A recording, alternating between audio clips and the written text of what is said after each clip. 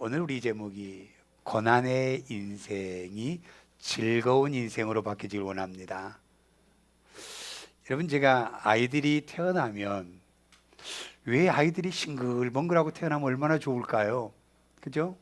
그러면 이제 아이를 낳은 엄마도 아이가 싱글벙글 웃는 거 보면서 그 산고의 고통도 좀 멋질 텐데, 아이들이 태어나면서 꼭 울고 태어나요. 울고 보면 여러분, 저는 그 모습을 보면서 인생은 아이도 태어나면서 고난이 인생이라는 걸 알고 태어나나, 이런 생각도 가져봤어요.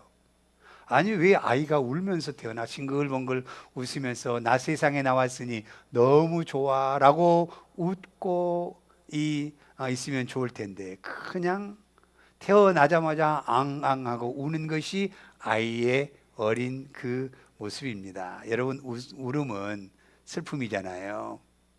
울음은 고통이 있을 때 울음이 나요. 여러분, 제가 이제 병원 신방들을, 이제 죽어가는 그 영혼들을 향하여 기도해 주라고 이제 저를 부르면 가서 그분들이 막 우셔요. 뭐라고 우냐면, 내가 정말 이제 건강하고 내가 능력이 있을 때에 내 아내에게 잘해주지 못한 것 때문에 우시더라고요. 내 자녀들에게 내가 멋지게 좀 자녀들에게 잘해줄 텐데 언제나 자녀들에게 스트레스를 주고 했던 그 모습을 보면서 저한테 그렇게 얘기를 해요. 목사님, 제가 저희 아내에게 못했던 것이 너무나 한이 돼요. 내 자녀들에게 더 잘해줄 아들 하나 있는데 이 아들에게 잘해줄 걸 잘해주지 못해서 너무나 가슴이 아파요. 그러면서 뭐라고 얘기를 하냐면, 목사님, 저 좀 구원 좀 해주세요. 저 좀 살려주세요.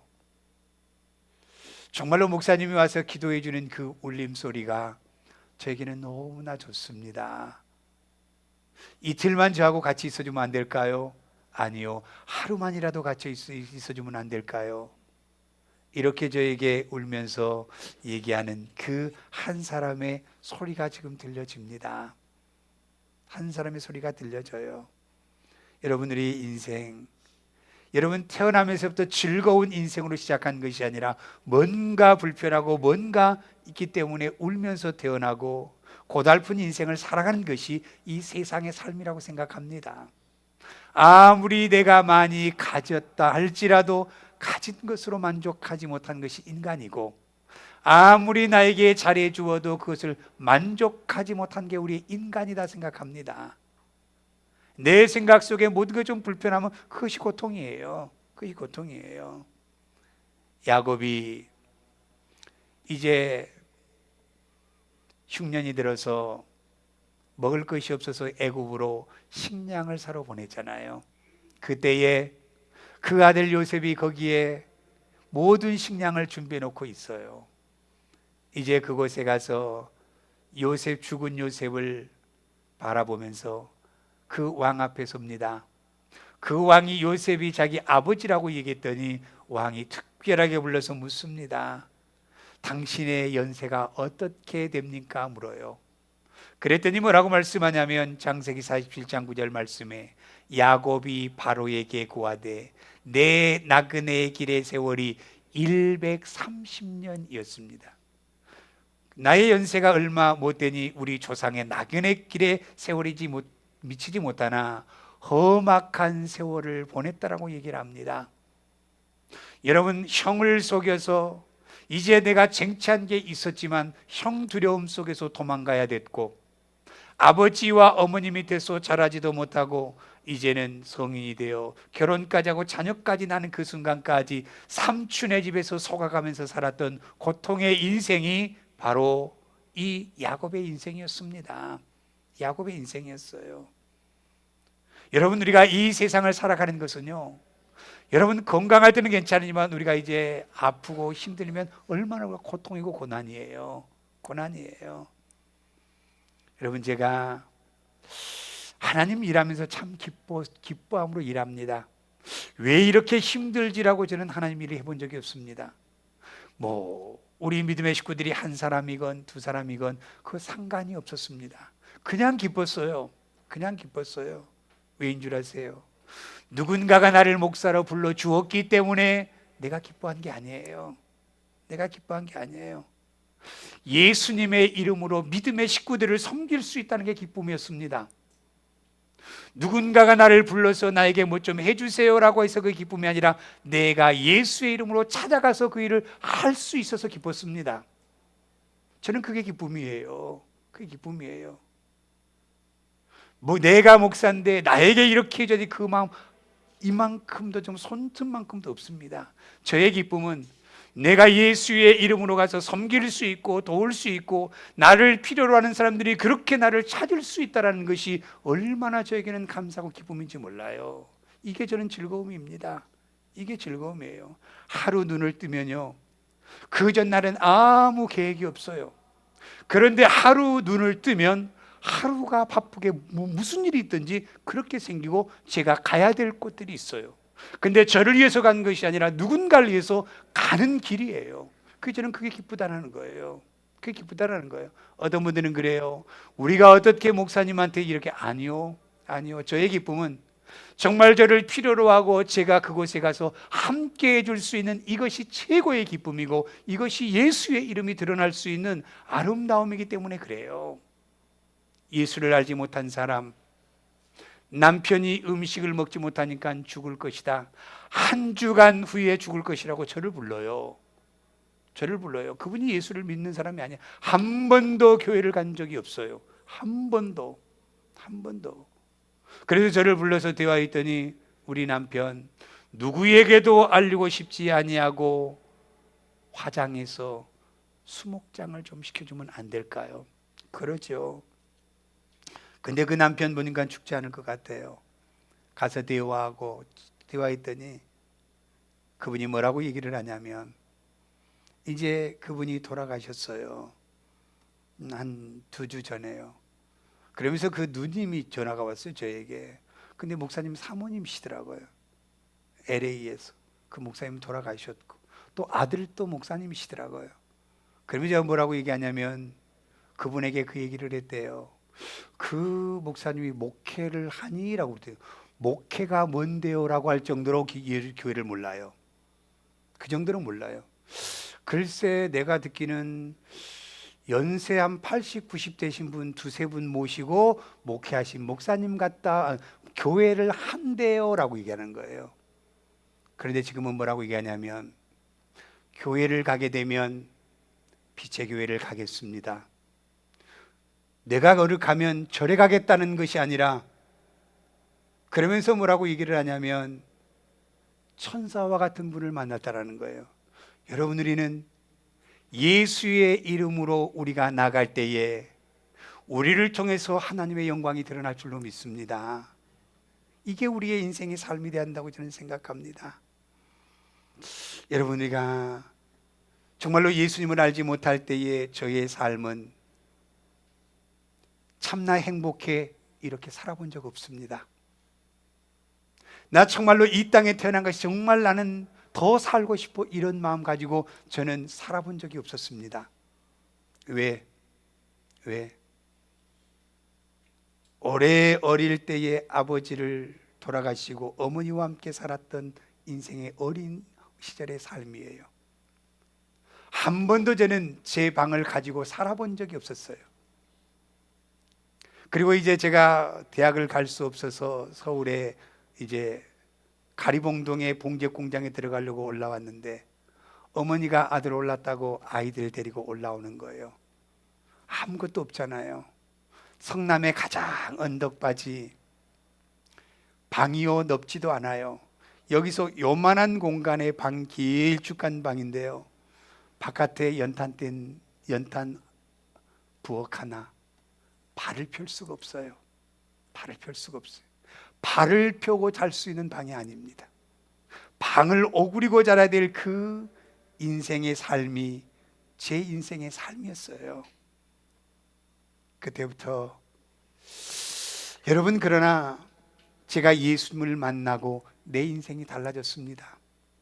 그런 작은 쪽방에서 5, 6명 그 동생들과 함께 비비고 잘 때에 제 꿈은 뭐겠어요? 돈 버는 거였어요. 돈 버는 것.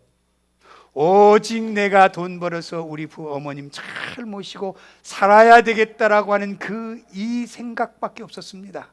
제 생각에는요. 그런데 예수님을 만나게 되었어요. 여러분, 제가 예수님을 만나지 않았다고 한다면 제가 이런 그 즐거운 인생을 살아갈 수 있었을까? 즐거운 인생을 살아갈 수 있었을까? 예수님 때문에 즐겁고 예수님 때문에 내 삶의 가치관이 바뀌어지기 시작했습니다. 내 삶이 오직 예수님을 알지 못할 때는 내 중심의 삶, 내가 가지고 살아야지, 내가 모아서 살아야지, 나 잘 살아야지라고 했는데 예수님을 만나고 나니까 이제는 내가 잘 산 것이 아니라 나를 통해서 다른 사람들이 기쁘고 즐겁게 살 수 있게 그 일을 한다고 한다면 그것이 최고의 기쁨이라고 저는 생각합니다. 어릴 때의 시절은 고난의 시절이었어요. 어릴 때의 시절은 고통의 시절이었어요. 친구에게 생일 선물 하나 사주지 못해서 길거리 헤매면서 눈물 흘렸던 그 학창 시절이 있었습니다. 그런데 예수님 만나고 나니까요, 내 삶이 완전히 변화되는, 정말로 이제는 내가 참 잘 태어났다, 내가 정말로 이 인생을 정말 멋지게 살 수 있는 은혜가 바로 예수님 때문에 내가 이렇게 변화된 인생의 삶을 살게 된 것이 얼마나 감사한지 모릅니다. 오늘 말씀을 보면 이스라엘 백성들, 여러분, 야곱이 이 흉년이 들어서 고센 땅에 가서 이제 그 요셉이 주는, 그 왕이 주는 그 목축업하는 그 땅에 이스라엘 타운이 생기기 시작했어요. 근데 이스라엘 타운이요, 생기기 시작하는데 얼마나 아이들을 잘 낳고 얼마나 그 사람들이 생활력이 강한지요, 이 고센 땅 전체를 이스라엘 타운으로 만들어 버리는 거예요. 그 사람들이 가는 곳마다요, 막 아이들이 늘어나고 타운들이 전부 다 이스라엘 타운으로 바뀌어져 버리는 이것을 보면서 그때 애굽의 바로 왕이 이제는 두려움을 느꼈던 거예요. 그래서 고역을 시키고 힘든 일을 시켜서 아이 못 나게, 더 고통스럽게 하면 이들이 점점점 퍼지지 않겠지라고 생각 속에 그 고역을 시켰던 것이 이제 430년 동안의 이스라엘의 생활이었습니다. 그때에 거기서 이제 나오겠다고 끊임없이 기도할 때 하나님은 모세를 들어서 어떻게 돼요? 그들을 광야를 통해서 가나안 땅에 이제 보내는데 얼마나 자유함을 가지고 기쁨으로 나옵니다. 그런데 그 바로 왕이 가라해 놓고도요, 이제 뭔가 조금 이제 아쉬운지 다시 쫓아와서 잡아가려고 쫓아오는데 앞에는 홍해잖아요. 갈 수가 없잖아요. 근데 하나님이요, 그 홍해를 딱 갈라주고 이스라엘 백성들이 걸어가는 길은 쫙 넘어가게 하는데 애굽의 군사들은 전부 다 그 걸어오면 물이 그쪽에 차버리고 다 죽임을 당하는 걸 이스라엘 백성들이 보았습니다. 그래서 그들이 하나님 앞에 찬양하는 고백이 출애굽기 15장의 모습이에요. 출애굽기 15장의 이 모습입니다. 그래서 이제 모세가 하나님을 찬양하고 미리암, 모세의 동생 미리암이 하나님을 찬양해요. 내가 여호와를 찬송하리니 그는 높고 영화로우시며 그랬어요. 여호와는 나의 힘이시고 여호와는 나의 노래시고 여호와는 나의 구원이시라고 하는 이들의 찬양의 고백을 너무 기쁨으로 막 그 가슴에 감동이 되어서 찬양하기 시작합니다. 우리 하나님은 우리를 이렇게 이끌어 주셨어, 이렇게 우리를 인도해 주셨어라고 하는 이 감사의 찬양을 통해서 하나님을 높이기 시작합니다. 그런데요, 사람은 그 기쁨은 순간이더라고요. 수륙강야로 딱 가니까요, 3일 길을 가도 물이 없는 거예요. 물이 얼마나 답답하고 힘듭니까? 물이 없으니까 목마르고 너무 힘들어서 그때에 이제 3일 길을 걸어가는데요, 마라라고 하는 그 지역에 물이 쫙 있는 거예요. 너무 즐거워서 물을 딱 떠먹었는데요, 물이 쓰기 시작합니다. 도저히 먹을 수 없는 거예요. 제가 고난의 인생이라고 하는 이 제목을 가진 건 그 쓴 물을 머금고 있을 때 얼마나 고통스럽겠어요. 얼마나 힘들었겠어요. 이렇게 그 고난에 쓴 물을 입에 물고 넘길 때 넘길 수 없는 그 고통 가운데 있었던 이스라엘 백성들이었어요. 그때에 저는 여기서 딱 두 부류를 봅니다. 우리 똑같이 예수님 믿죠. 똑같이 우리 이 시간 예배 드리죠. 그러나 이스라엘 백성들과 모세와의 다른 것이 무엇이냐면, 이스라엘 백성들은 하나님의 영광을 보고 하나님의 능력을 보고 하나님의 인도하심을 보고도 어떻게 됐어요? 원망하고 불평합니다. 그러나 모세는 하나님 앞에 원망하는 것이 아니라 이제 어떻게 모세의 모습이 나갑니까? 이게 다르다라는 거예요. 저는 우리 오늘 이스라엘 백성들의 원망과 불평의 소리를 듣지 말고 모세의 소리를 들을 수 있는 우리의 은혜가 있기를 바랍니다. 모세는 어떻게 했어요? 이 환경이 닥치니까. 여러분들이 15절 한번 읽어볼까요? 15절. 25절이요. 25절 같이 읽습니다. 모세가 여호와께 부르짖었더니 여호와께서 그에게 한 나무를 가리키시니 그가 물에 던지시니 물이 달게 되었더라. 거기서 여호와께서 그들을 위하여 법도와 율례를 정하시고 그들을 시험하실세 그랬어요. 이스라엘 백성들은 원망했지만 모세는 여호와께라고 얘기해요. 우리가 모세와 그 이스라엘 백성과 다른 게 뭐냐면, 이 힘들고 어려움이 찾아왔을 때에 무엇을 위해 나가요? 하나님 앞에 나가는, 하나님 앞에 나갈 때에 이 고통의 모든 것들이 회복될 줄로 믿습니다. 여러분, 모세가 우리와 다른 것이 이거라는 거예요. 여러분, 성경에 여러분 잘 알지요? 나오미의 며느리 오르바와 룻이라고 하는 여인이 있습니다. 나오미가 이제 흉년이 들어서 좀 좋은 환경의 모압 땅으로 갔는데요, 그곳에 가서 남편 죽고 아들 다 죽었어요. 며느리들도 모압 여인을, 그 두 며느리를 맞이했는데 이제는 이 나오미가 이제는 이들의 인생을 자유롭게 주어야지, 이제는 내 태를 통해서 이제는 가문을 이어갈 수 없는 이제는 그 지경이 되었으니 두 며느리를 딱 불러놓고 이야기를 합니다. 참 불쌍한 나의 두 며느리들아, 이제 너희들 자유롭게 너희들의 고향 땅 모압 땅에서 새로운 인생을 시작해야 되지 않겠니?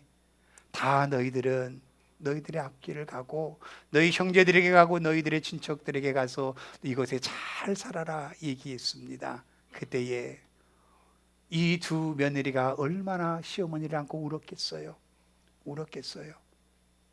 정말 펑펑 울면서 그 오르바라고 하는 이 며느리는 어머니 죄송해요, 함께 갈 수 없어서 죄송해하고 그 모습으로 떠나갔습니다. 그러나 룻이라고 하는 이 여인, 어머니 그런 얘기하지 마세요. 어머니의 하나님이 나의 하나님입니다. 나는 이제는 하나님을 버릴 수가 없어요. 어머니가 가시는 곳에 나도 어디든지 가서 어머니가 믿는 그 하나님을 나도 믿기를 원합니다 라고 그 베들레헴 땅에 가서 얼마나 힘들었겠어요. 젊은 여인이 어머니 먹여 살려야 되는데 밭에 가서 이삭 주어서 그것 빠다가 어머니 먹여야 되는데 얼마나 고통의 인생이었겠어요. 그러나 하나님 앞에 나가는 그 여인의 그 인생은요, 고난의 인생이요 축복의 인생으로, 즐거움의 인생으로 바뀌어지는 은혜의 여인으로 바뀌어졌습니다. 그 지역의 유지인 보아스인 친척, 그 나오미의 친척인 보아스와 함께 새로운 인생을 시작하고 예수 그리스도의 계보를 이유는 멋진 믿음의 여인으로 설 수 있는 축복의 여인이 어떤 여인입니까? 하나님 앞에 나갈 때는 하나님 앞에요. 하나님 앞에, 세상을 향하여 먼저가 아니라 하나님 앞에 먼저 나가면, 여러분, 우리는 처음에는 힘들고 어려운 것 같지만 나중에는 더 풍성하게 채워주시는 하나님의 은혜 역사가 있다는 사실을 믿으시길 바랍니다. 이게 우리의 진리예요. 여러분들이 정말로 우리 고난의 인생의 끝은 예수님 앞에 나오기만 하면 고난은 끝납니다. 고난은 끝나요. 아무리 우리가 인생에 힘든 일이 있다 할지라도 그것이 힘들다고 생각하지 아니하고 감사함으로 하나님 앞에 살아갈 수 있는 거예요. 감사할 수 있도록. 여러분, 우리에게 많은 어려움을 준 건요, 그 어려움을 통해서 하나님을 앞에 나감으로 회복이 되잖아요. 그러면 그때부터 하나님의 영광을 드러내기 시작하는 거예요. 그렇기 때문에 여러분, 지금의 나의 어려움을 준 게 있다고 한다면 하나님 이걸 통해서 회복해 주시고, 또 다시 그런 어려움을 당한 사람들에게 나의 삶을 간증함으로 말미암아 그들에게 새로운 힘을 줄 수 있고 이루할 수 있는 그 길이 바로 그 고난의 길이었던 거예요. 고난의 길이었던 거예요. 그래서 감사한 겁니다. 그래서 저는 부유함이 부러운 것이 아니라 이 어릴 때의 그 고난과 가난과 헐벗는 모습이 오히려 저기는 감사해요. 왜인 줄 아세요? 누구를 보든지 간에 그곳만을 눈이 보여줘요. 부유함을 가지고 내가 누리고 누구에게나 이렇게 이게 아니라 정말 제 눈에 보인 것은 힘들고 어려운 사람들이 제 눈에 들어와요. 그래서 그곳에 달려가는 은혜를 저에게 주셨어요. 제가 얼마나 감사한지 몰라요. 어릴 때 가난이 축복이었고, 어릴 때 힘든 그 모습이 축복이었고, 어릴 때 친구의 그 생일 선물 하나 못 해줬던 것이 그것이 오히려 나에게는 큰 인생에 살아가면서 가장 축복의 시간이었다고 생각합니다. 제가 그걸 느끼지 못했다고 한다면 다른 사람을 헤아리지 못했을 거예요. 제가 미국에 온 것도 가장 축복인 게 왜인 줄 아세요? 저는 세상 일을 해보질 않고 집사직분도 받아보지 않았습니다. 성가대를 해보지 않았어요. 왜? 그냥 젊은 시절에 은혜를 받고 신학을 바로 시작했기 때문에 우리 믿음의 그 세상 일하는 믿음의 식구들의 환경을 몰랐어요. 어떻게 돼요? 선포만 합니다. 그냥 외치기만 하는 거예요. 사람들의 마음을 헤아릴 수 없는 거예요. 그런데 미국 와서요, 참 별의별 일을 다 당해봤습니다. 모르겠어요. 그냥 그 밑바닥의 일은 다 해봤어요. 야채 가게 야채도 다듬어 봤고, 창고에 가서 짐을 싸서 짐도 배송하도록 해줘 봤고, 여러분 그 창고에 가면요 온라인인데요, 이 창고가 좀 넓은 창고면 기계로 착착착 하면 좋은데 그 개사도 조그만한 한국의 식품회사였기 때문에 오뚜기 건물에 조그만 걸 얻으니까 지게차가 오다가 언제나 올라가서 이게 그 다람쥐처럼요 꼭대기 올라가서 짐을 내리고 이렇게 일을 해봤어요. 여러분, 그걸 해보니까요 뭘 느낀 줄 아세요? 우리 믿음의 집사님들, 장로님들, 권사님들이 세상 속에 얼마나 힘들게 일하고 이렇게 하나님 앞에 나와 예배한다는 것, 그 마음을 제가 알았던 거예요. 그렇기 때문에 여러분, 우리 그냥 목회만 하고 이러고 가면 어떻게 돼요? 목사가 됩니다. 목사가 돼요. 먹는 거 좋은 데 찾아 달려가는 거예요. 이게 목사라고 얘기를 해요. 그런데 여러분, 그런 어떤 어려운 환경들을 제가 겪고 나보니까요, 하나님에 드려지는 이 예물이 얼마나 저에게는 귀하고 소중한지 몰라요. 저희의 가정에 돈은 없어도 저는 별로 걱정 안 해요. 그러나 교회의 재정이 어려워지면 제가 그걸 힘들어해요. 그래서 어떻게 하든지 간에 하나님의 예물만큼은 하나님 앞에 바로 쓰여지기를 원하는 게 제 간절한 마음입니다. 제 간절한 마음이에요.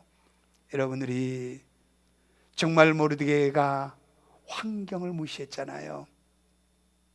여러분, 그때의 그 애굽의 그 바벨론의 왕, 그 다음 두 번째 소열이 바로 하만이라는 장수입니다.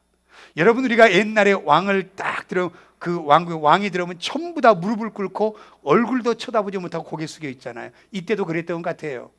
이 하만 장군의 모든 문지기들과 사람들은 무릎을 꿇고 고개를 들 수가 없었던 겁니다. 그런데 모르드게는 안 하는 거예요. 나는 하나님 외에는 누구에게도 무릎 꿇지 아니하고 누구에게도 내가 고개 숙이지 않는다. 여러분, 하만이 볼 때 얼마나 이게 화가 나요. 이게 누구지? 유대 민족, 오직 유일신. 그래, 다 죽이자. 여러분, 그러나 내가 죽으면 죽으리라는 그 마음을 가지고 그 하나님 앞에 나갔을 때예요, 어떻게 돼요? 하나님은 역전의 드라마를 일으키잖아요. 하만의 집에 큰 나무를 달아서 이제 이 사람을 죽이려 했던 그 자리에 하만이 자기가 죽임을 당하는 거예요. 그 가족들이 죽임을 당하는 거예요.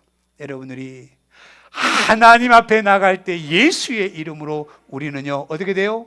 그 고난의 것들이 기쁨과 즐거움으로 바뀌어진다는 사실을 여러분 믿으시길 바랍니다. 하나님 앞에 나갈 때예요. 힘들고 어렵잖아요. 그러면 여러분 그 옆에 있는 사람에게 원망하지 말고, 옆에 있는 사람에게 불평하지 말고, 하나님께서 나에게 이 어려움과 현실을 주신 것은 하나님 앞에 나가서 하나님 앞에 외칠 때에 하나님께서 모든 것을 다 이루어 주시고 회복하시는 하나님인 줄 믿으시길 바랍니다. 이때 고난의 인생이 즐거움으로 바뀌는 거예요. 두 번째요, 이제 25절 다시 한번 볼까요? 25절 같이 읽습니다. 모세가 여호와께 부르짖었더니 여호와께서 그에게 한 나무를 가리키시니 그가 물에 던지니 물이 달게 되었더라. 거기서 여호와께서 그들을 위하여 법도와 율례를 정하시고 그들을 시험하실세라고 말씀하고 있습니다. 여러분 뭡니까? 이렇게 힘들 때에 모세가 어떻게 돼요? 이제 우리는 어떤 일이 생기면요, 먼저 무엇 때문에 이 일이 일어난가를 진상을 파악합니다. 이 일이 왜 이렇게 일어났지? 누구 때문에 이 일이 이렇게 된 거지? 누가 이렇게 해서 이렇게 된 거지 하고 그것만을 먼저 찾으려고 하는 게 우리들이에요. 그래서 잘못한 사람들의 책임 전가를 먼저 하려고 하는 게 우리의 모습이에요. 그런데 모세는 그렇지 않았다라는 거예요. 모세가 애굽의 학문을 배워서 내 어떤 이 학문의 지혜로 내가 해결해 보아야지. 여러분 그 바로 공주의 집에서요 40살까지 살았잖아요. 거기에 많은 정치한 사람들 얼마나 많이 알겠어요. 그러면 내가 이 정치하는 사람들 가서 찾아가서 이렇게 해서 이 문제를 좀 해결받아야 되지 라고 할 수 있었을 거예요. 그러나 이 모세는 그런 방법 쓰지 않았다는 거예요. 오직 여호와께 가서 부르짖었더니 그랬어요. 부르짖었다. 여러분 에레미야 33장 3절 말씀 볼까요? 같이 읽어보겠습니다. 너는 내게 부르짖으라. 내가 내게 응답하겠고 내가 알지 못하는 크고 은밀한 일을 내게 보이리라. 빌립보서 4장 6절 7절이요. 아무것도 염려하지 말고 다만 모든 일에 기도와 간구로 너희 하나님께 구할 것을 감사함으로 하나님께 아뢰라. 그리하면 모든 지각에 뛰어난 하나님의 평강이 그리스도 예수 안에서 너희 마음과 생각을 지키시리라. 아멘. 여러분 우리 하나님께서는 우리가 힘든 거 있지요, 어려운 것 있지요, 그러면 하나님 앞에 부르짖으래요. 하나님 말씀입니다. 목사의 말이 아닙니다. 하나님 나 이거 힘들어요. 나 너무 어려워요.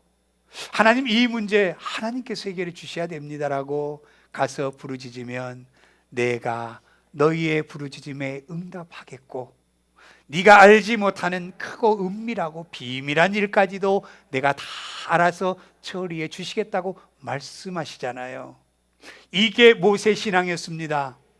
여러분 우리의 신앙 가운데, 여러분 가운데에 신앙생활은 환난이 오고 어려움이 오고 많은 상처를 받을 때도 있을 거예요. 그때마다 우리는 사람을 원망하지 말고 하나님은 이것을 통해서 나에게 부르짖으라고 나에게 이 은혜를 주시는구나, 이 부르짖음으로 말미암아 하나님의 역사하심을 보면서 하나님 앞에 영광 돌릴 수 있는 믿음의 우리가 되시기를 예수님의 이름으로 축복합니다. 얼마나 감사해요. 나를 힘들게 한 사람 보면서 너 때문에 내가 감사히 일해야 돼요. 왜요? 그것 때문에 기도할 수 있기 때문에. 경제적인 어려우면 이거 왜 이렇게 어렵지? 왜 당신은 돈 벌어오지 못해? 왜 이래? 이러지 말고 이 어려움을 통해서 하나님 앞에 달려나갈 수 있는 이 은혜의 장으로 바로 옮길 수 있는 것으로 말미암아 감사하십시오. 이게 최고의 큰 축복이잖아요. 뭐라고 말씀해요?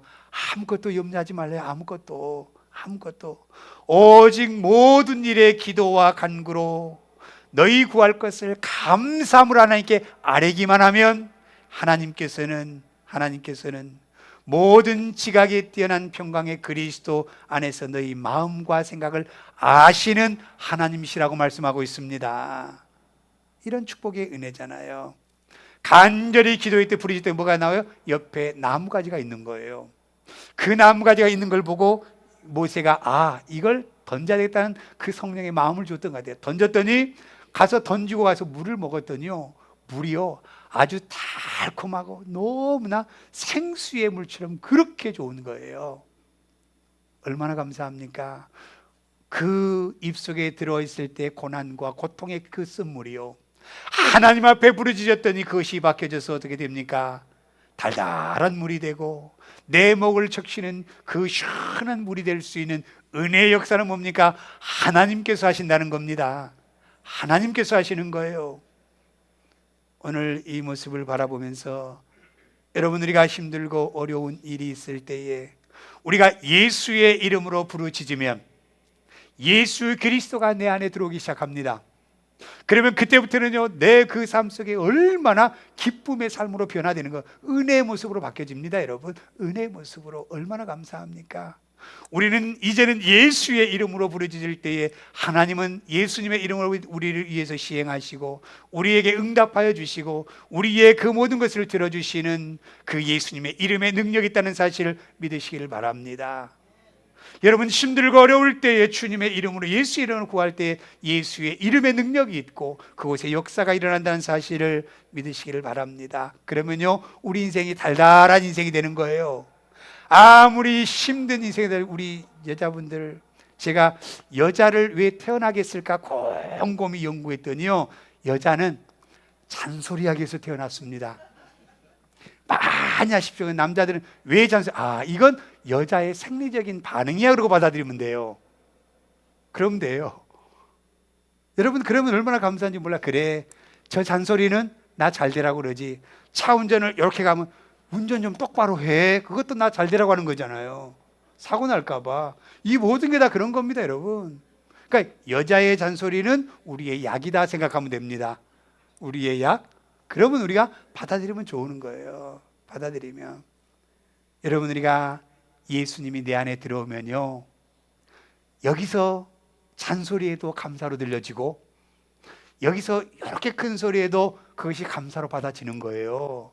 예수님이 내 안에 있으면. 근데 예수님이 내 안에 딱 떠나면요 모든 것들이 들려지는 소리가 짜증이에요. 들려지는 게. 여러분들이 예수님 안에 있으면요 어떤 사람들이 무슨 얘기를 나에게 한다 할지라도 그것이 나의 상처가 아니라 아유 그래 그것 때문에 내가 회개해야지, 뭐 내가 이렇게 해야지, 나한테 이렇게 나옵니다. 여러분, 우리가 예수의 이름으로 예수님이 내 안에 임하면 이런 축복의 은혜를 가지고 내 인생은 즐거운 인생이 되는 겁니다. 즐거운 인생. 어떤 분이 그러시더라고요. 어떤 가정은 절대로 그 아내가 큰 소리 한번 안 낼 거래요. 살아보세요. 다 냅니다. 다 내요. 다 내요. 그런데 뭡니까? 그걸 갖고 왜 저러지 그런 게 아니라 그냥 아유 그래 너는 찢어라 나는 간다 그러면 되는 거예요. 그게 은혜잖아요. 그게 은혜. 예수님이 내 안에 있으면 그러는 거예요. 예수님이. 근데 예수님이 내 안에 없으면 막 그냥 서로 부딪히고 서로 못 살겠다 막 이런단 말이에요. 그래서 예수님이 내 안에 있으면 얼마나 우리는 즐거운지 몰라요. 우리가 이 사는 것이 고난이잖아요. 이 사는 것이 힘든 세상이잖아요. 그런데 힘든 세상도요 예수님이 내 안에 있기만 하면, 예수의 이름으로 부르짖기만 하면, 예수님이 내 안에 들어오기만 하면 우리 인생은 즐겁고 행복한 인생으로 바뀐다는 사실을 믿으시길 바랍니다. 그 다음에 마지막 세 번째는요 26절 말씀 볼까요? 고난의 인생이 즐거운 인생으로 바뀌어지는 것 같이 읽습니다. 이르시되 너희가 너희 하나님 나 여호와의 말을 들어 순종하고 내가 보기에 의를 행하며 내 계명의 길을 기울이며 내 모든 규례를 지키면 내가 애굽 사람에게 내린 모든 질병 중에 하나도 너희에게 내리지 아니하리니 나는 너희를 치료하는 여호와임이니라 그랬습니다. 아멘. 저는 여기서 여호와의 말을 들어 순종하고 라고 그래요. 하나님 말씀에 순종할 때 우리의 마음이 즐거움이 있습니다. 하나님의 말씀에 순종하지 않으면요 영이 불편해요. 영이 불편해요. 근데 사람에게 순종하지 않으므로 영이 절대로 불편하지 않기를 원합니다. 그 한 가지 예가 뭐냐면요 새벽기도 열심히 나오다가 하루를 새벽기도 못 갔어요. 제가 옛날 과거에 그랬기 때문에요. 전사 시절 때 힘들다면 새벽기도 못 가잖아요. 막 담임 목사님이 얼마나 미안하든지 가서 이제 교육자에 갔는데 얼굴도 못 들고 가만히 이렇게 있는 거예요. 여러분, 이건 사람에게 미안할 필요 없습니다. 하나님과의 약속 속에서 우리가 한 번도 잘 수 있고 한 번도 못 나올 수 있잖아요. 우리 연약하기 때문에. 근데 그것 때문에 막 그냥 사람에게 그냥 뭐 죄 지은 것 같이 이렇게 우리 살 필요 없다라는 거예요. 우리는 하나님의 말씀에 순종할 때 우리의 인생의 삶이 즐겁습니다. 그런데 그 순종이 무엇이냐? 여러분, 여기 말씀을 보면 26절 말씀을 다시 보여주시겠습니까? 보면 내가 보기에 의를 행하며, 하나님 보기에 의를, 여러분 우리가 의롭습니까? 의로운 사람 한 사람도 없어요. 다 죄인입니다. 나는 모든 것이 완벽하다, 나는 모든 것에 다 나는 정말 정확하다는 사람 있으면 나와보라고. 그 사람 사람 아닙니다, 여러분. 사람일 수가 없어요. 그리고 내 계명에 귀를 기울이며, 어떻게 우리가 하나님 말씀에 맨날 귀를 기울이고 삽니까?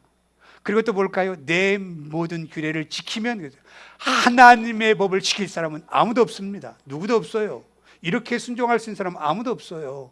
그런데 이거 안 했다고 우리가 그 죄악 가운데, 야, 이거 못했는데, 두려워하지 말고 불안해하지 말고 즐겁게 사십시오. 지금은 어느 시대다? 은혜 시대입니다. 은혜 시대. 왜 은혜 시대라고 얘기한 줄 아십니까? 여러분, 우리의 의를 행해 주신 분은 예수님이셔요.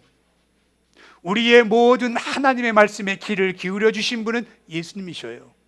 모든 하나님의 법을 예수님께서 십자가에서 완성하심으로 말미암아 우리는 하나님의 모든 것을 다 우리는 이제는 순종하는 믿음의 삶을 살아가게 된 겁니다, 여러분. 이게 믿음으로 순종입니다, 여러분. 그러니까 예수를 믿으면 우리는 의로워진 거예요. 예수님께서 다 이루셨기 때문에 우리가 예수를 믿기만 하면 하나님의 모든 계명을 다 지킨 겁니다, 여러분. 우리가 믿음에 순종하자는 거예요. 믿음의 순종. 여러분, 우리가 구약의 율법은 율법과 이스라엘 전통과 합치면 619개가 됩니다. 모든 것이 뭐냐? 하지 말아라, 하지 말아라, 하지 말아라. 여러분, 하지 말라는 소리를 들으면 얼마나 그 억압되어 있어요. 이것 좀 하려다가 하지 말라고 그랬지, 저거 하지 말라고 그랬지, 얼마나 그게 제약되어 있습니까? 그런데 예수님께서 그 모든 것을 다 이제는 이루시고 우리에게 딱 두 가지의 말씀을 순종하라는 거예요. 여러분, 모세가 시내산에 올라가서 두 돌판을 받았잖아요. 5계명, 6계명, 10계명을 받았어요. 예수 그리스도도 우리에게 주신 것은 두 가지의 그 순종을 요구하고 있는 겁니다. 예수님께서 하늘나라 올라가시기 전에 제자들에게 뭐라고 말씀해요? 내가 너희의 처소를 예비하러 가노라고 말씀했어요. 그러면서 이제 뭐라고 말씀합니까? 그 예수님께서 요한복음 14장 26절 말씀에 보혜사 곧 아버지께서 내 이름으로 보내실 성령, 그가 너에게 모든 것을 가르치고 내가 너에게 말한 모든 것을 생각나게 하리라 그랬어요. 예수님께서 우리에게 요구한 거 뭐니까? 성령 받으라는 겁니다, 여러분. 성령 받으라는 거예요. 예배서서 우리 말씀을 보면 이제 너희가 그 술에 취하지 말고 수에 방탕한 일을 행하지 말고 성령에 취하라고 말씀하고 있어요. 성령 받으라고 말씀하고 있습니다. 여러분, 육의 신앙은요 변하지 않아요. 하나님의 영이 들어오면 어떻게 됩니까? 내 삶의 길을 알 수 있는 거예요. 내 삶, 내가 가야 될 그 방향을 알 수 있는 거예요. 왜냐하면 성령께서 가르쳐 주시기 때문에 그래요. 세상적인 지식으로 살아가는 것이 아니라, 세상적인 나의 삶으로 살아가는 것이 아니라 하나님의 영이 나에게 임하기 시작하면 하나님이 영이 나를 지배하고 인도합니다. 나는 따라가기만 하면 되는 거예요. 따라가는 겁니다. 내 이 머릿속에, 내 가슴 속에 하나님의 영이 가득 차 있기 때문에 내 생각하는 것, 내가 모든 일들이요 그 성령을 따라갈 수밖에 없는 겁니다, 여러분. 그래서 우리 예수님께서 성령 받으라고 얘기하는 거예요. 그것도 누구의 이름으로? 예수의 이름으로. 예수의 이름으로. 여러분, 우리가 성령을 받으면 어떻게 된 줄 아세요? 정말 우리가 어떤 인생을 살아야 되는가, 어떻게 행동해야 하는가, 다 우리가 그 하나님께서 가르쳐 주시는 거예요. 그래서 우리에게, 여러분, 우리 빛의 교회는, 우리 믿음의 식구들은 그냥 여러분 교회를 왔다 갔다 하지 마시고 여러분 예배 때마다 기도 때마다 하나님 성령이 나에게 임하여 주옵소서. 성령에 갈망하는 우리가 되시길 원합니다. 여러분 성령의 사모함이 우리에게 있기를 원합니다. 성령의 갈급한 은혜가 우리에게 있을 때 하나님의 영이 우리에게 들어오는 거예요. 그렇지 않으면 임하지 않아요. 너희 이것에 순종하고 애쓰라는 거예요. 이걸 예수님께서 우리에게 말씀합니다. 이 성령의 내 안에 임하면 어떻게 돼요? 그 인생은 대박납니다. 여러분 어디 가든지 간에 사랑받고요, 어디 가든지 높임받고요, 어디 가든지 존경을 받고요. 왜? 하나님이 그렇게 만들어 주시는 겁니다. 여러분 만들어 주시는 거예요. 내 지식을 많이 가지면 어떻게 돼요? 교만이 쌓여집니다. 돈 많이 가지면 어떻게 됩니까? 하나님 없이 내가 최고의 자리에 서 있는 거예요. 하나님은 그걸 원하지 않아요. 먼저 우리가 하나님의 성령으로 충만한 은혜를 받고 하나님이 부어주신 것을 가지면 그 부어진 걸 가지고 세상을 향하여 우리가 멋진 인생을 살아갈 수 있는 은혜의 길을 갈 수 있기 때문에 우리 예수님께서는 하나님 나라 올라가시면서 성령 받으라고 얘기하는 거예요. 성령 받으라. 두 번째가 뭔 줄 아십니까? 마태복음. 여러분 28장 18절부터 20절의 말씀을 보면 뭘 말씀했어요? 내가 너희들에게 예수의 이름의 능력을 주고 이제는 너희가 모든 민족으로 가서 제자를 삼아 아버지의 이름으로, 아들의 이름으로, 성령의 이름으로 너희들이 가서 복음을 전하라는 사명을 주셨어요. 우리에게요. 이거 하라는 겁니다. 이거 하는 교회마다 복을 받습니다. 이거 하는 가정마다 복을 받습니다. 여러분 왜 교회들이 커진 교회들을 보세요. 왜 그런 줄 아세요? 이것에 집중하는 교회들이에요. 여러분 교회들이에요. 여러분의 가정이 복을 받으려면 이것 집중하면 여러분 하는 일이 복을 받습니다. 여러분. 그런데 여러분 작은 교회 목사들은 우리 믿음의 식구들 아이고 형편 알지, 그래 얼마밖에 없지, 이렇게 우리는 생각하니까 아무것도 못하는 거예요. 여러분 우리는요, 우리 빛의 믿음의 식구들은 계산하고 살지 말고 던져놓고 하나님이 채우는 은혜를 가지고 살아가는 믿음의 식구들이 되시길 바랍니다. 이게 우리의 믿음이에요. 믿음은 바라는 것들의 실상이라고 얘기했잖아요. 말로는 우리가 성경 암송 잘해요. 그러나 이것은 내 마음에 오지 않아요. 여러분 하나님의 일은 내가 계산해놓고 하나님이 일하는 것이 아니라 던져놓고 하나님이 하시도록 기도하면 되는 겁니다. 여러분 이게 순종의 모습이에요. 이게. 근데 우리는 탁 합니다. 계산 탁 짜놓고 우리 생활해요. 여러분들이 그러지 마시고 하나님의 지상의 명령을 하는 데는 단 1불이라도 먼저 들여놓고 우리가 한 영혼을 살릴 수 있는 교회가 되기를 원합니다. 저는 우리 끊임없이 얘기합니다. 우리 교회가 정말 한국 교회들의 모습을 보면서 옥하는 목사님 참 열심히 목회를 해서 제자 훈련에 많은 교회들이 배우려고 달려갔어요. 여러분들이 이제 그 온누리 교회 하영재 목사님 찬양하는데 찬양의 열정을 가지고 많은 그 젊은 청년들이 달려갔어요. 또 어떤 교회는 기도로서 그 역사를 이루는 교회들도 있어요. 우리 교회는 성경 통독으로 하나님의 역사를 이룰 수 있는 교회가 되기를 원합니다. 하나님의 말씀을 우리가 이 말씀을 통독함으로 말미암아 내 안에 불같은 하나님의 말씀이 일어나는 교회가 되기를 원해요.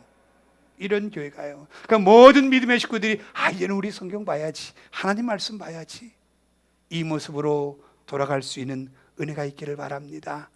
여러분 바울이 하나님 앞에 성령을 받고 예수의 말씀에 순종하니까 율법의 터들에서 벗어나서 이제는 어떻게 됩니까? 얼마나 멋진 사람이 되었어요. 제자들을 거칠고 그렇게 거칠었던 제자들이요, 하나님의 예수님을 믿음으로 말미암아 순종하니까 어떻게 돼요? 멋진 인생의 마지막 그 장시간은 아름다운 삶을 살잖아요.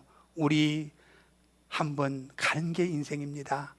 정말 멋지게 정말로 주님의 복음을 위해 살아가서 하나님의 영광이 나에게 임하고 그 영광된 모습으로 복된 인생을 살아갈 수 있는 우리 믿음의 식구들이 되시기를 예수님의 이름으로 축복합니다.